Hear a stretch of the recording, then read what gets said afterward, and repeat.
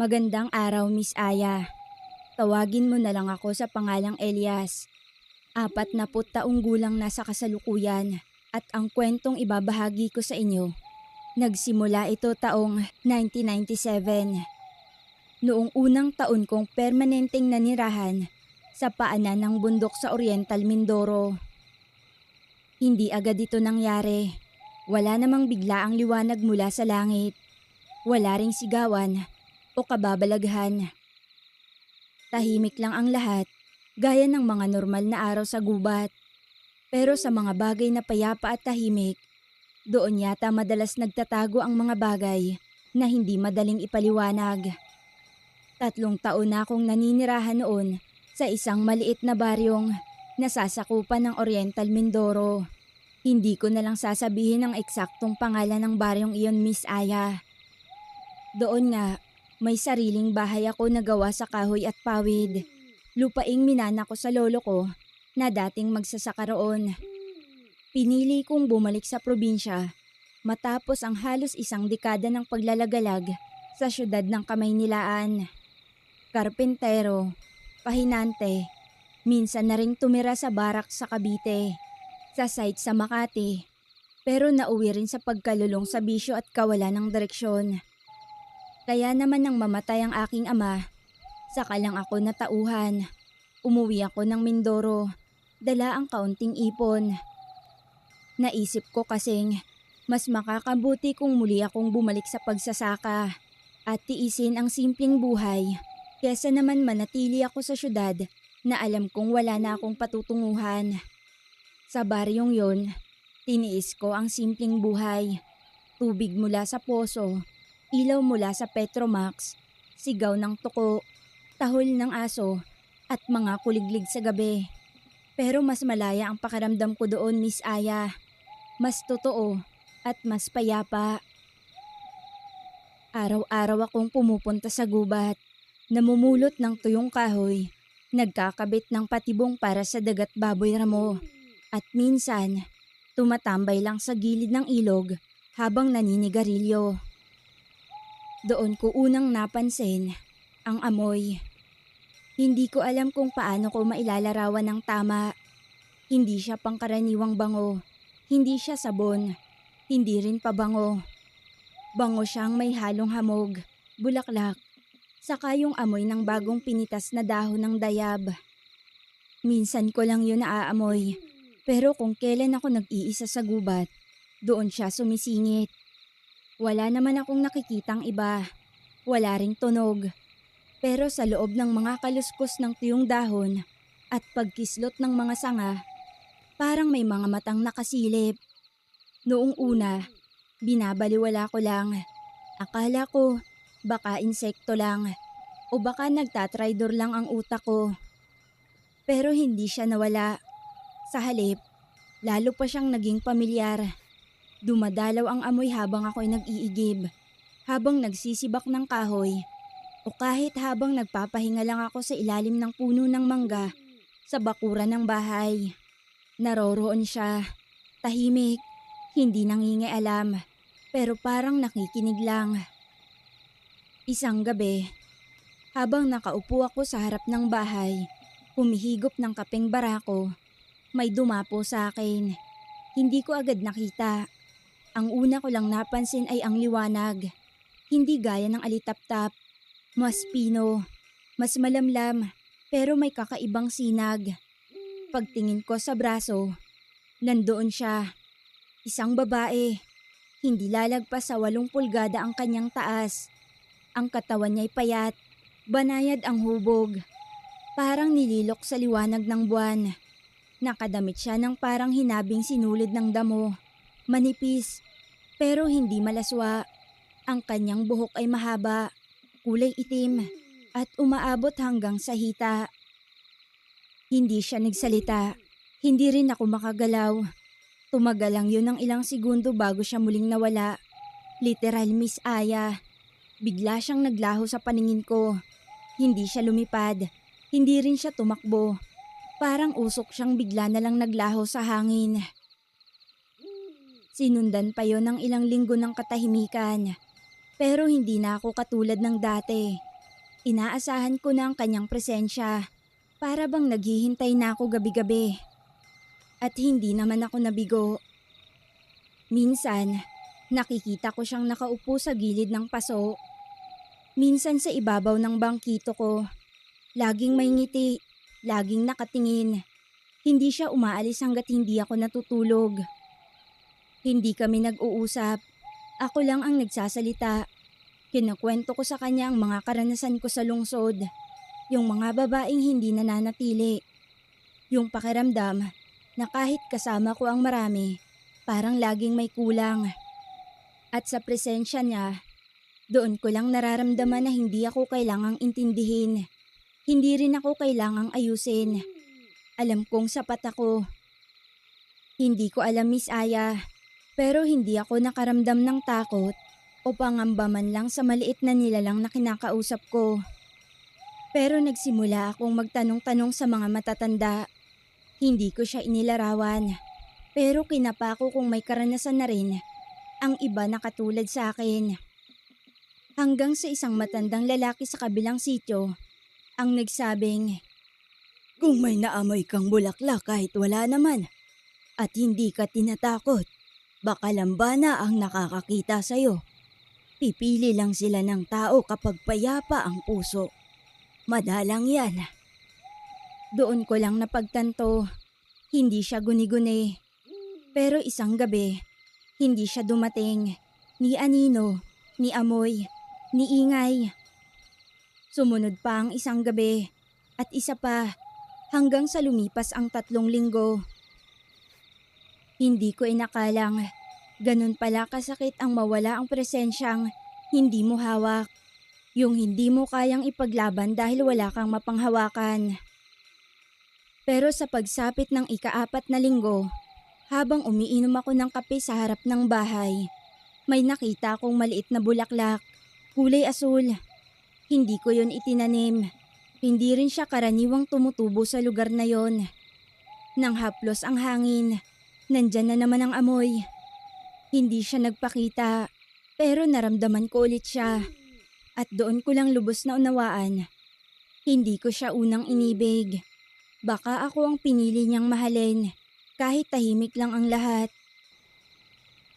Simula nang muli kong maamoy ang bulaklak na iniwan sa mesa, parang nanumbalik ang liwanag sa paligid. Kahit hindi siya nagpapakita, alam kong naroroon siya. Hindi ko lang talaga makita, pero ramdam ko, gaya ng katahimikan, bago bumuhos ang ulan. Lalong lumalim ang gabi sa bundok. Hindi na ako makatulog gaya ng dati. Naging mas matalas ang pandinig ko. Bawat kaluskos, bawat pagtama ng hangin sa bubong ng pawid, bawat tunog ng mga tipaklong, parang may kahulugan. Parang lahat ay may sinasabi sa akin. Hanggang sa isang gabi ng Hunyo, may bumuhos na malakas na ulan. Ang klase ng ulan na parang may bumubuhos na balde mula sa langit. Walang dalang bagyo, pero sapat na para lumubog ang sapa sa likod ng bahay. Nagbukas ako ng lamparang digas, umupo sa may silong at pinakinggan ang bagsak ng tubig. Doon ko siya muling nakita. Hindi ko alam kung paano siya nakalusot sa ulan, pero bigla siyang naroon sa ilalim ng anihan kong kawayan. Basang-basa ang buhok, ang katawan niya'y tila nanginginig sa lamig. Sa isang iglap, wala na ang liwanag na gaya ng dati. Ngayon, para siyang isa sa atin. Hindi maliit, hindi kumikinang. Parang babaeng iniwan ng panahon sa gitna ng bagyo. Napalunok ako. Nawala ang sigla ko. Hindi ako makapaniwala sa nakikita ko. "Ikaw ba talaga yan?" Tanong ko sa isip, pero wala akong masabi. Dahan-dahan siyang lumapit. Hindi siya lumulutang. Ang bawat hakbang niya ay tumutunog sa kawayan. Mga tunog na totoo, hindi panaginip, lalong hindi alaala. Tumayo siya sa harap ko. Ang kanyang muka, maputla, pero mata niya'y parang kailanman hindi natutulog.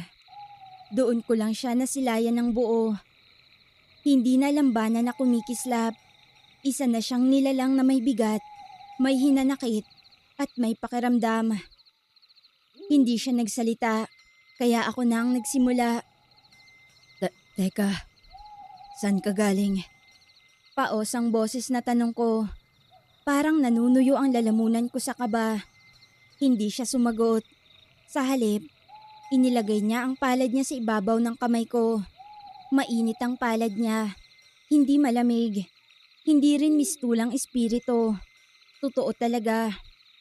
At doon niya ipinarinig sa akin ang tinig niya. Hindi sa bibig, kundi sa isipan ko. Isa iyong boses na parang huni ng inang ibon. Mahina, pero buo. Kailangan ko munang lumayo. May mga mata nang sumusunod sa akin dahil sa'yo. Ako? Bakit ako? Matagal na kitang pinagmamasdan. Hindi kita dapat nilapitan. Hindi kita dapat piliin. Pero tinawag mo ko nang hindi mo namamalayan. Hindi ko na naitanong kung ano ang ibig niyang sabihin. Tumulo ang luha ko. Hindi ko alam kung bakit. Hindi ako sanay umiyak sa harap ng iba. Pero sa lambanang to na ngayon ay nasa anyo ng tao, parang wala akong dapat ikahiya. Hawak pa rin niya ang kamay ko. At sa bawat patak ng ulan sa bubong, parang bumubuo ng awit ang paligid. Sa gabing yun, hindi ko na siya inisip bilang diwatang mahiwaga. Tao siya, hindi sa anyo, kundi sa puso. At ako, isa lang akong karpenterong umiiwas sa magulong mundo. Pero napili ng isang nilalang na hindi ko kailanman hiniling, pero tila matagal ko nang hinintay.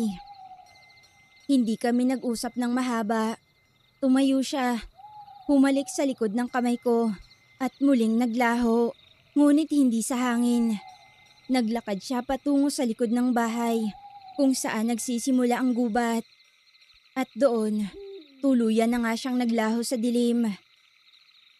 Sa sumunod na araw, hindi ko na siya nakita. Pero may iniwan siyang marka sa balat ko. Sa mismong palad na kanyang hinawakan, isang mababaw na guhit, parang hinimay ng liwanag. At sa bawat gabi, naririnig ko ang kanyang boses. Hindi palaging malinaw, pero palaging naroroon. Hindi ko kayang manatili, pero hindi ko rin kayang lumayo.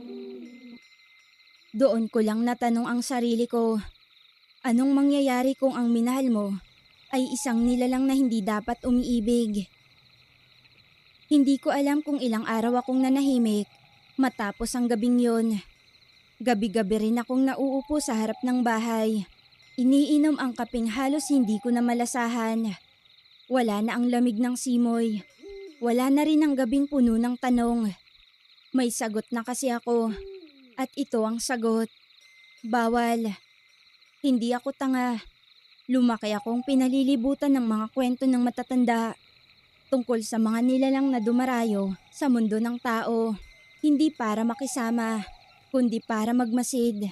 O para protektahan ang kanilang mundo. At minsan nga para sumubok gumante.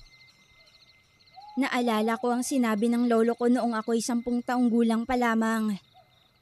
Huwag kang magpapadala sa ganda ng kalikasan. Minsan, hindi yan basta tanawin. Minsan, may nanunubok. Noon, hindi ko maintindihan kung ano ang ibig niyang sabihin. Pero ngayon, naiintindihan ko na.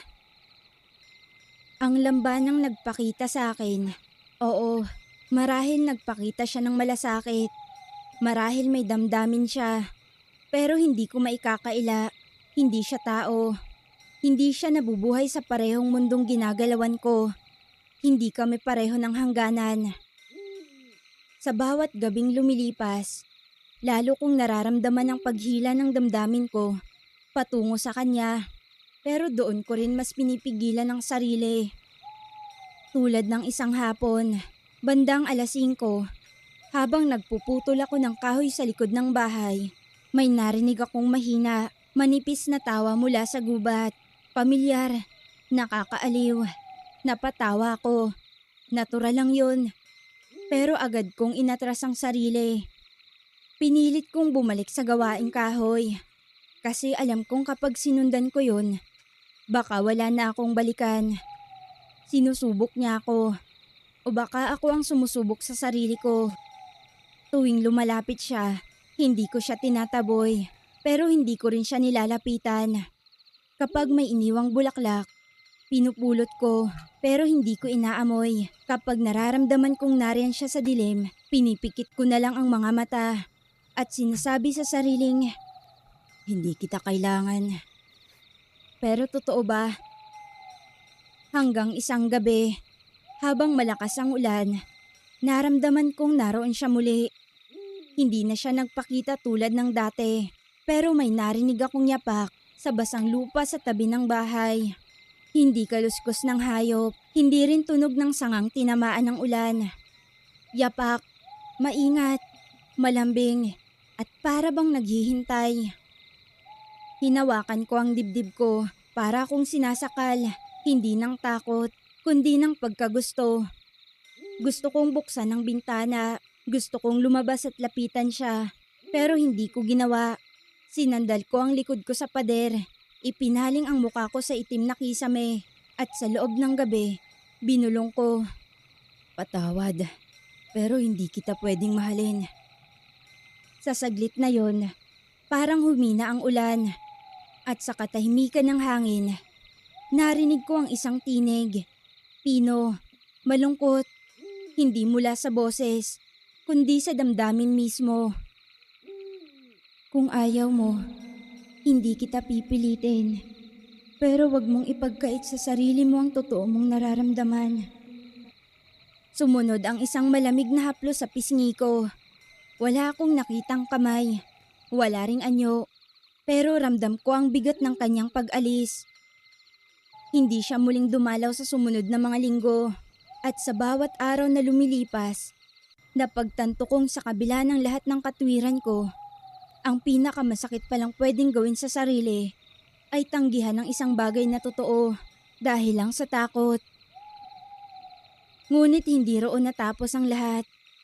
Isang hapon, habang pababa ako ng palengke sa bayan, may matandang babae sa may waiting shed na biglang lumapit sa akin. Hindi ko siya kilala. Maputi na ang buhok, maiksi, may bitbit na baston at nakaalampay ng kulay lila.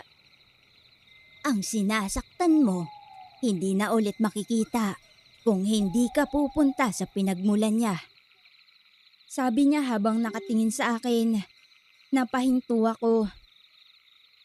Ano pong ibig niyong sabihin, Manang? Pero bago ko pa man makuha ang sagot niya, may dumaang tricycle sa harap ko. Kaya naman nabaling roon ang atensyon ko. Pagtingin ko ulit sa matanda, wala na siya. Literal, nauna lang akong lumingon sa paligid, pero para siyang nawala sa gitna ng araw. Nag-iwan ng katanungan ng sinabi niyang yon. Ano ang pinagmulan niya? At doon, nagsimulang sumiksik ang pagnanais sa puso ko. Hindi para mahalin siya, kundi para maunawaan siya. At baka sa huli, hindi ko pala siya kailangang pigilan. Baka kailangang tanggapin ko na lang. Pero saan nga ba nagsisimula ang isang lambana? At paano hinahanap ang isang nilalang na ayaw na ring magpakita? Hindi ako mapakali pagkatapos ng engkwentro ko sa matandang babae. Wala akong balak maniwala agad. Pero kung naranasan mong makakita ng lambana na naging tao, maririnig mong malinaw ang katahimikan kahit nasa gitna ka ng ingay. Hindi mo talaga maiwasang maniwala. Ilang araw akong nag-isip, inaalala ko ang lahat ng kwento ng matatanda. Lahat ng sadyang hindi ko pinansin noong bata pa ako.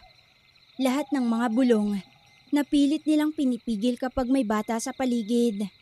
Pero isa lang ang paulit-ulit kong naaalala. Walang sino mang basta makakapasok sa tagkasilangan. Kung hindi ka tinatawag, hindi ka makakapasok.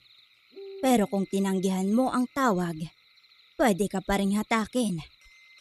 Madalas ikwento yun sa baryo tuwing undas. Akala ko noon, alamat lang. Pero ngayon, iba na ang pakiramdam ko. Naaalala ko rin, sa likod ng bahay ko, may isang parte ng gubat na palaging basa kahit hindi umuulan. Laging may putik, laging may hamog. Wala ring hayop na dumadaan doon. Kahit mga inakay, iniiwasan yung lugar. Nasa pagitan yun ng dalawang puno ng malapapaya at kung susundan mo ang landas, mapupunta ka sa gilid ng isang burol na tinatawag ng ilan na pusod. Hindi ko pa yun tinutungo kahit kailan. Laging may kung anong humahadlang sa akin. Takot o siguro respeto sa hindi ko nauunawaan.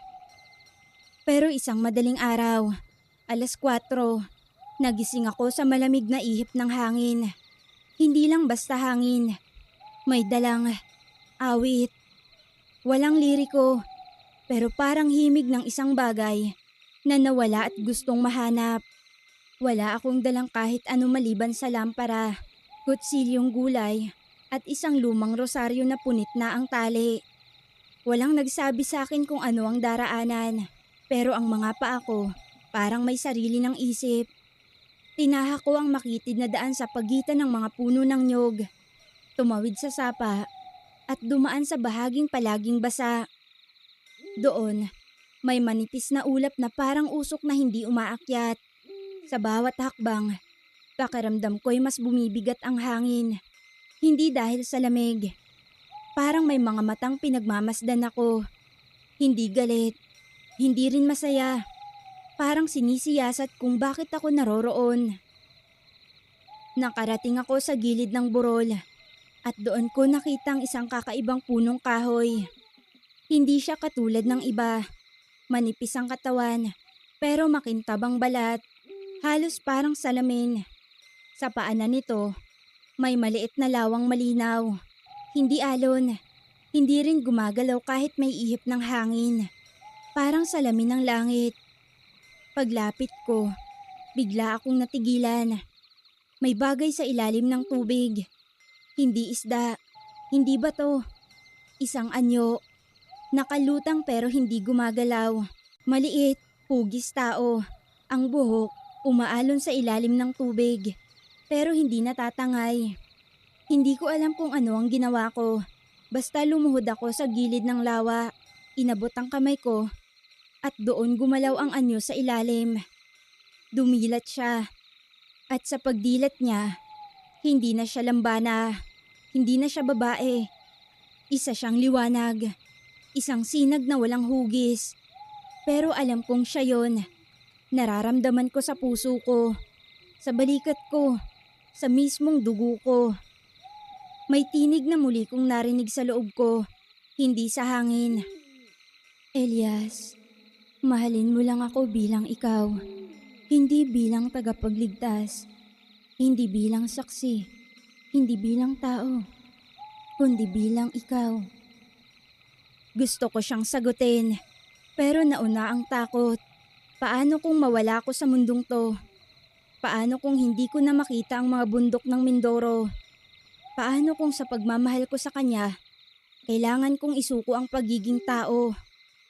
Ang bibig ko ay hindi gumagalaw, pero ang loob ko, gulo-gulo. At habang tumatagal akong nakaluhod, unti-unti na ring nawawala ang anyo sa ilalim ng lawa. Parang sinisip-sip siya ng tubig. Parang binabalik siya sa kung saan siya nanggagaling. Teka lang, wag muna. Bulong ko. Pero huli na. Wala na siya. Hindi ko alam kung ilang minuto akong nanatiling tulala. Pero nang tumayo ako, hindi na ako si Elias na karpentero lang. Ako na ang lalaking minsang tinawag ng isang nilalang na hindi dapat umibig sa tao. Ako na ang lalaking tumangging mahalin ng isang lambana. Ako na ang lalaking gusto nang hanapin muli ang lugar na yon. Kahit wala nang gabay. 2 buwan matapos ang gabing yun sa Tagkasilangan, tuluyan na akong umalis sa Mindoro. Hindi dahil gusto kong takasan ng lahat. Hindi rin dahil gusto kong kalimutan ng lambana. Umalis ako dahil alam kong hindi na pwedeng balikan ang dating katahimikan. At kahit manatili ako roon, alam kong hindi na siya babalik. At kung babalik man siya, hindi ko na sigurong kakayaning muli siyang itaboy. Sa sarili kong desisyon, Isinara ko ang pinto. Muli nga ay tinalikuran ko ang pagiging magsasaka. Bumalik ako sa syudad ng Maynila, Miss Aya. Pumunta ako sa isang lumang kaibigan na tumutulong sa mga construction site sa Las Piñas. Nagsimula ulit akong gumawa ng kisame, pader, sahig. Sa lahat ng bagay na kayang tapusin sa araw at iwan sa gabi. Doon ako kumapit sa konkretong mundo. Pero kahit anong gulo ng lungsod, trapiko, usok, sigawan, sipol ng jeep, batingaw ng simbahan, hindi nawala ang alaala niya. May mga gabing habang nakasandal ako sa pader ng barracks, naririnig ko pa rin ang himig ng ulan sa bubong ng bahay ko sa Mindoro. May mga umagang naaamoy ko pa rin ang bango ng bulaklak na hindi ko kailanman nakita sa hardin ng mga tao. At sa mga sandaling yun, napapatahimik ako kahit nasa gitna ako ng kaguluhan. Hindi ko na muling sinubukang alamin kung totoo ba ang lahat. Pero tuwing tinitignan ko ang palad kong may maliit pa ring guhit na parang bakas ng liwanag, na kahit anong trabaho ang gawin ko, hindi nawawala. Napapangiti na lang ako, hindi ako nagsisisi. Hindi ko rin kinakaing maging parte ng isang bagay na hindi ko maipaliwanag. Matagal ko nang kinikimkim ang kwentong to. Hindi ko ito'y sinulat para makumbinsi ang sino man, Miss Aya. Hindi ko rin hinihiling na paniwalaan ninyo. Pero kung meron man akong natutunan sa lahat ng to, yun ay ang katotohanang may mga pagmamahal na dumarating, hindi para manatili, kundi para gisingin tayo. At minsan, ang pinakamahiwagang karanasan ay yung ikaw lang ang tunay na nakakaalam. Kaya ko ibinahagi ang kwentong ito, hindi para humingi ng paliwanag, kundi para ipasa ang isang alaala mula sa lamba ng umibig sa isang magsasaka at natutong bumitaw. Minsan, sapat na rin na minahal ka ng isang nilalang na hindi dapat umiibig para mapagtanto mo kung anong buhay ba talaga ang gusto mo. Hanggang dito na lang, Miss Aya. Maraming salamat.